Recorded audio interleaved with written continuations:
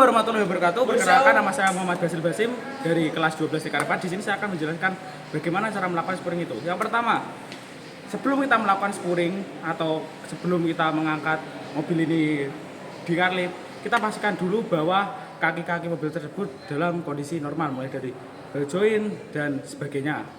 Kemudian setelah dirasa normal, kita naikkan mobil di car lift, lalu car lift kita naikkan ke atas. Setelah car lift naik ke atas, kita pasang sensor. Cara memasang sensor ini, kalau diputar ke kiri berarti akan mengendorkan sensor tersebut. Kalau diputar ke kanan akan mengencangkan sensor tersebut. Kemudian setelah sensor semua terpasang dan dirasa sudah baik, kita ke bagian monitor. Di sini nanti kita mulai dari start dulu. Setelah start, nanti akan masuk ke menu pemilihan merek mobil. Jadi ini mobil yang kita pakai adalah mobil Suzuki R3. Pertama kita pilih mereknya dulu atau pabrikannya dulu, yaitu Suzuki. Setelah kita dapat Suzuki, kita ketik R3. Setelah itu, setelah kita masuk ke mobil R3, kita pilih yang di sini adanya itu standar. Tapi di alat spuring itu biasanya ada banyak macam jenisnya, kayak gitu. Setelah dari itu kita masuk ke menu setting bagian ini. Nanti di sana akan diinstruksikan seperti maju mundurkan mobil, terus kemudian membelokkan setir ke kiri dan ke kanan, seperti itu kita ikuti. Fungsinya itu adalah supaya mobil itu benar-benar dalam kondisi pas di alat spuring ini, kayak gitu. Nanti untuk setelah kita setting itu, kita lepas ini dulu sebelum kita menyeting kiri kanannya itu. Fungsinya agar bagian ini itu bisa bergerak secara luas. Setelah itu, setelah semua dirasa benar, kita masuk ke dalam.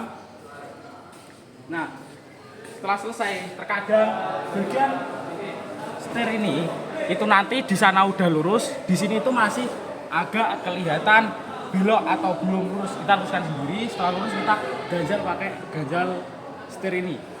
Kemudian yang kedua, setelah itu kita ganjal rem ini pakai ganjal rem ini. Jadi setelah semua ini diganjal, kemudian kita tutup. Nah, setelah kita tutup, kita masuk ke menu ini. Nah, jadi menu ini adalah menu penyetingan. Jika di sini ada warna merah, itu berarti settingannya kurang tepat. Jadi kita harus jauhkan di sini nih. Settingan standarnya dari 00 derajat 0 menit, kemudian lanjut seterusnya sampai yang maksimal ini, kayak gitu. Jadi di yang pertama tadi kita sebenarnya sudah dikasih tahu standarnya itu berapa untuk settingan tunya dari mobil ini. Tapi terkadang ada juga mobil yang tidak ada standarnya di bagian penyetingan ini, jadi perlu difoto yang pertama tadi. Kemudian kita masuk ke penyetingan. Nah, ini dia. Ini adalah tirot. Nah, ini tirot. Jadi nanti ini kita kendorkan dulu, kemudian kita putar. Karena di sana nilai tengahnya adalah 10, maka kita akan setting ke 10. Kita kendorkan dulu. Agak minggir kameramen. Nah, sudah kendor. Oke. Dan kita putar. Jadi kunci yang digunakan adalah kunci 14 dan 19. Bila perlu kita menyediakan kunci Inggris juga, nggak apa-apa. Kita putar.